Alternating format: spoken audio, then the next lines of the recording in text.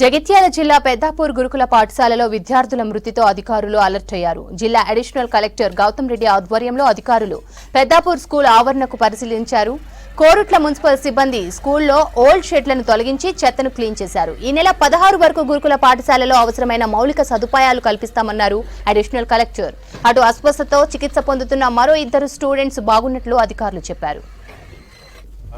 Junior కళాశాలలో మొన్న జరిగిన సంఘటన మళ్ళీ జరగడం దురదృష్టకర సంఘటన అయినప్పటికీ కూడా ఇక్కడ కొన్ని వసతులలో గ్యాప్ ఉన్నాయి. ఆ గ్యాప్స్ను రెక్టిఫై చేయడానికి మేము ఇక్కడనే దగ్గరుండి అన్ని పనులు చేయించడం జరుగుతుంది. ముఖ్యంగా శానిటేషన్ విషయంలో కావచ్చు, తర్వాత కరెంటు విషయంలో కావచ్చు, తర్వాత పాత స్ట్రక్చర్స్ అన్నీ ఉన్నాయి, వాటిని కూడా రిమూవ్ చేసేసి మొత్తం ఈ ప్రాంగణం అంతా ఒక పరిశుభ్రంగా ఉండే విధంగా చర్యలు తీసుకుంటున్నాం. పనులు కూడా ఆల్రెడీ స్టార్ట్ అయినాయి, అవి మీరు కూడా చూడొచ్చు.